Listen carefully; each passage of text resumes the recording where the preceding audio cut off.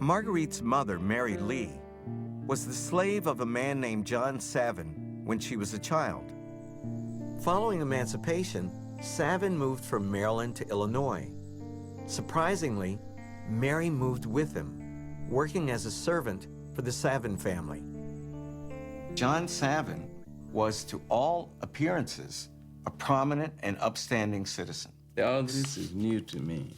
Well, he served as Justice of the Peace, and he was elected the township supervisor. But there was another side to him. We found a tragic story hidden in the archives in Clinton County, Illinois. According to court records, Mary Lee became pregnant out of wedlock. John Savin forced Mary Lee to sign a false statement accusing another man of being the baby's father. A grand jury indicted Savin for making Mary Lee commit perjury. This indictment says that John Savin, and I quote, did unlawfully and wickedly solicit, instigate, and endeavor to persuade a certain Mary Lee to make a false statement as to who was the child's father. Good Lord. The indictment goes on to say, in fact, that John Savin was the father. And at the time, Mary Lee was 17 years old. And this time he's 50 and then... That's right. But who would believe this young black girl in the era's racial climate? As we might expect, the records show that a jury of 12 white men found John Savin not guilty. But Maya, by the time John Savin was acquitted, Mary Lee, unfortunately, had been sent to the Clinton County poorhouse, along with her child, your grandmother Baxter. That poor little black girl, physically, psychologically bruised, just bowled over. Me too. Prospects for black people were looking just about as bleak as they'd ever been. Injustices multiplied throughout the country. Even those who had achieved the most during Reconstruction were forced to settle for far less. This is the 1880 agricultural census of Charleston County, South Carolina.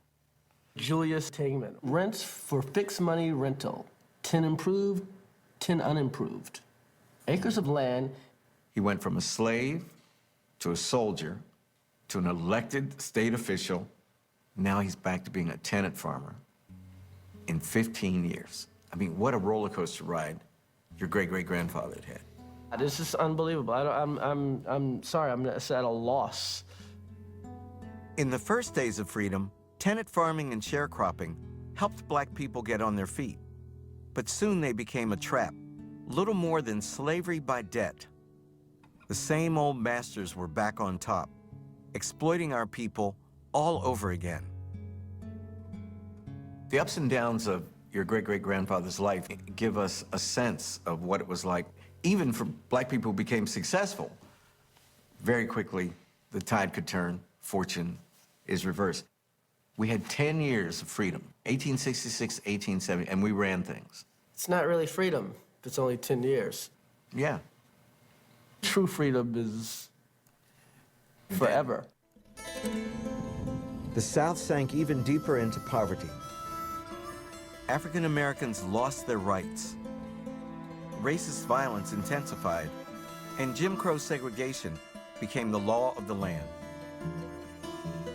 The question for the black leadership was, how can we, in this world behind the veil, in this world that we are denied access to so much, how can we gain control of our lives?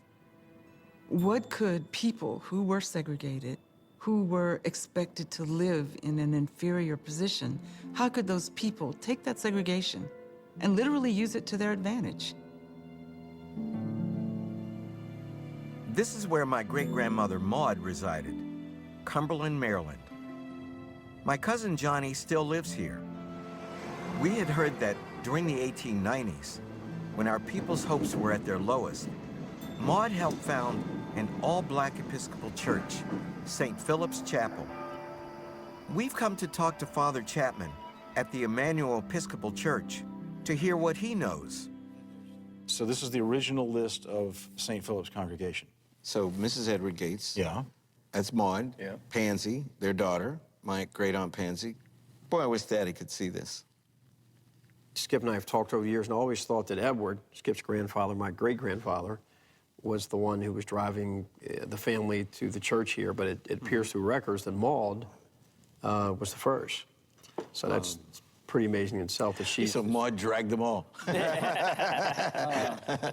So we have no idea why these people broke off. I just think it was some combination of the spirit of the times and also an effort at some kind of self-actualization. This was an opportunity to have something that was theirs, and nobody could push them around in their church.